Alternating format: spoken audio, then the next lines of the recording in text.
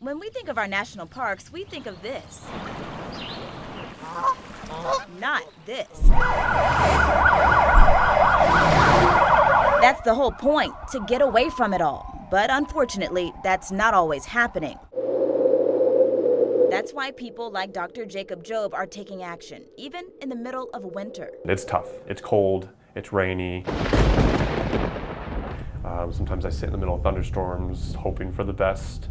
Sometimes I'm surrounded by animals that are big. But he's battling the elements in Yellowstone National Park for a purpose: to help quiet the national parks. It's an issue.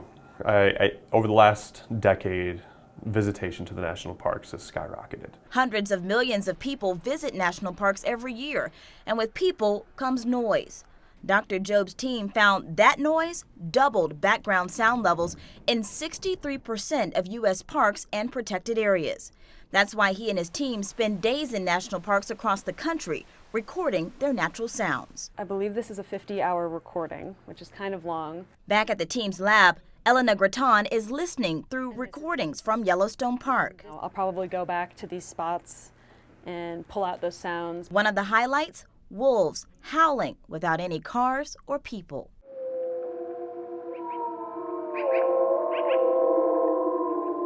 She'll put together the best parts so people who aren't able to visit a national park can still listen and be transported.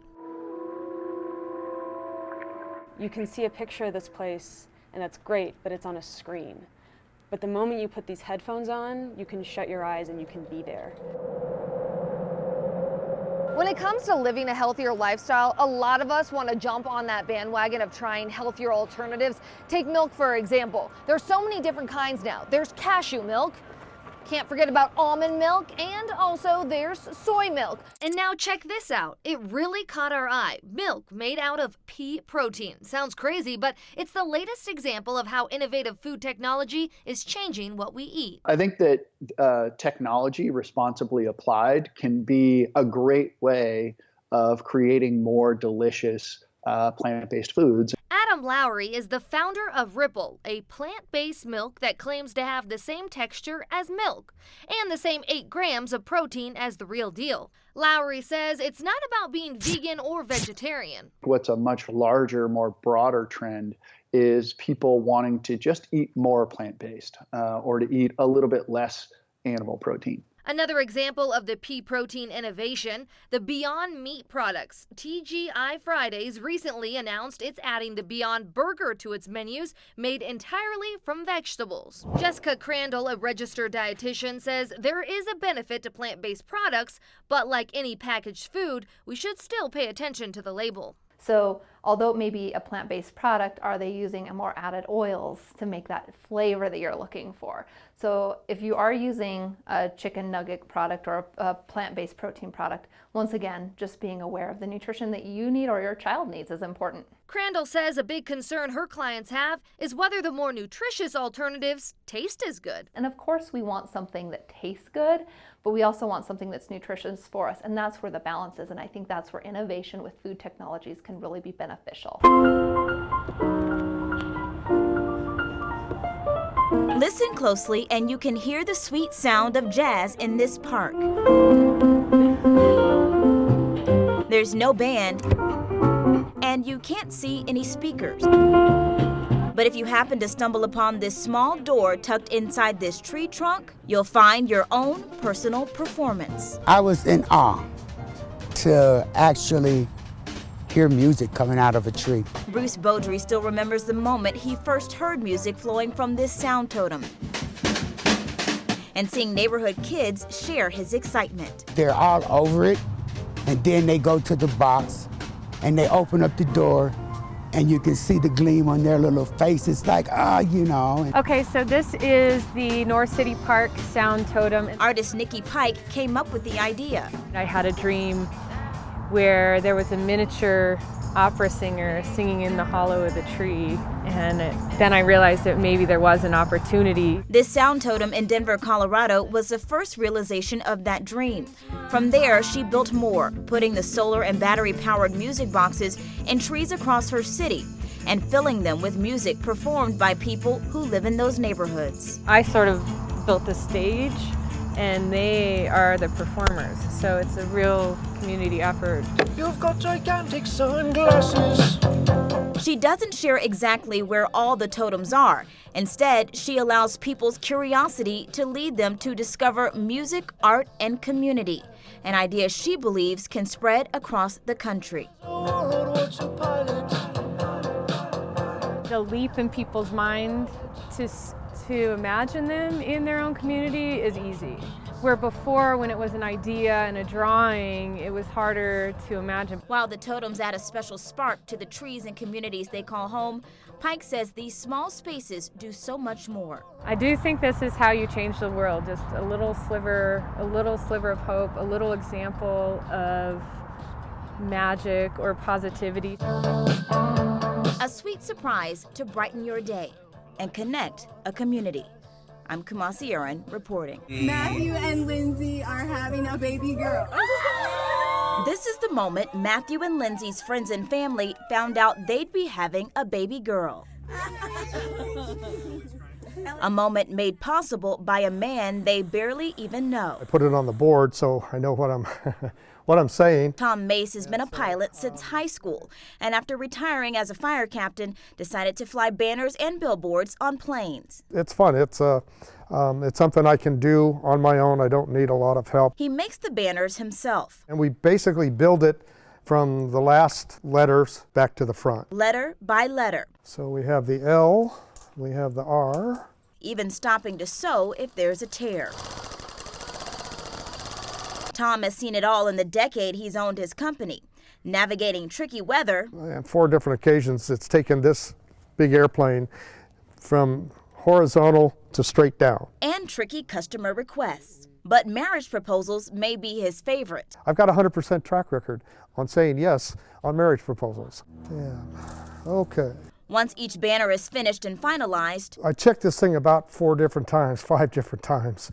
Fortunately, the ground's a little soft. the focus turns to getting it in the air. So that goes through there. He starts by attaching a rope to 2 10-foot poles. So this is a lead pole. Then uses this to attach the banner and lay it flat. I just basically kick it out. From there, he heads inside his plane,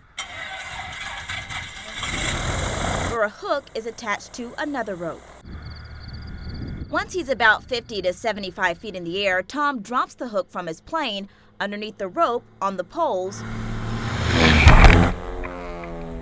and grabs the banner. While this may be a triumph, Sometimes we hit it, and sometimes it takes 2 or 3 tries. for Tom, doing what he loves I get to fly. while bringing joy to others All right, everybody wave at the plane! is the real reward. It's a privilege to be part of their day, and they'll always remember us. We'll always remember them. Target is the store to beat this holiday season. They're hiring 100,000 people to fill holiday seasonal positions. That's up 40% than last year. Target is the first big company to announce its hiring plans for the busiest shopping season of the year. Target says many of its seasonal jobs include things you might expect, like stocking shelves and ringing up customers. But this year, it's also adding 4,500 jobs at its distribution centers in anticipation of more online orders.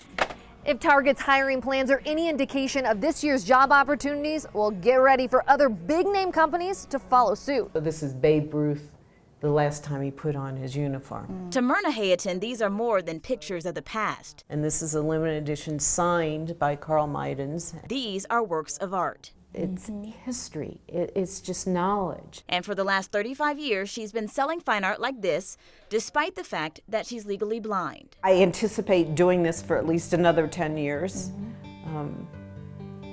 as long as my eyesight holds. Myrna started losing her eyesight when she was 8 due to retinitis pigmentosa, and over the years, it's gotten progressively worse. It's like an island. As the disease progresses, the island gets smaller and smaller, and now I see through 2 straws. So you may be standing right here, but I'm not seeing you. Or if we're talking and you move, I'll lose you. Still, it hasn't affected her love for art and her determination to pursue it as a career. It never occurred to me to stop me from doing anything that I really wanted to do. Myrna runs a successful international fine art gallery and recently became an art appraiser. I'm looking at the artwork, but honestly, thank goodness with my devices, I can really zoom in and see them much, much better. Myrna says her dog Gouda helps her navigate the changes in her eyesight, but what helps most is not focusing on what could happen. I would never have opened the gallery if I was fearful of what would be instead of what was at that time. I try to live in today and use the site that I have today. This is titled Audrey. It's by Peter Tunney. Myrna says every day is what you make it. There are some days where I'm not as positive as I should be, but I try it. I try to get back on that positive footing. I mean, because I'm surrounded by this gorgeous art. And that's very uplifting.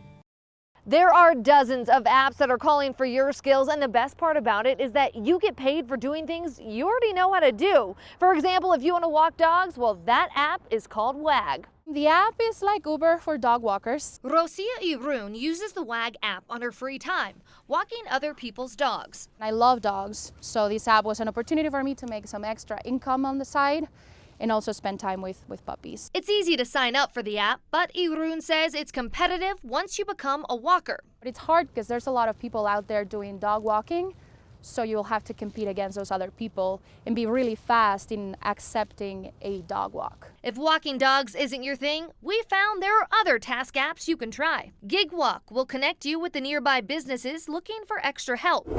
iPoll will pay you to take surveys. Loot will have you taking pictures of your favorite brands and post them all over social media. And then there is TaskRabbit, where you can sign up for a wide range of jobs like putting together a dresser, yard work, cleaning, or mounting a piece of art on someone else's wall. All of these apps notify you when a potential job opens up nearby. You then select the one you want, confirm the details with your client, show up, do the task, and get paid. It's not a lot of money you're going to be making unless you're putting in the 8 hours of a normal work day that you could put in, but usually it's just some extra cash if you want to have a nice dinner, if you want to go to the movies. For me, it's a way of not spending my salary and just being able to have some extra cash that I can spend on like the things that I like to splurge on. Task apps are great to work when you want to work and use the skills you already have to earn some extra cash on the side. For TheNow, I'm Annie Taylor.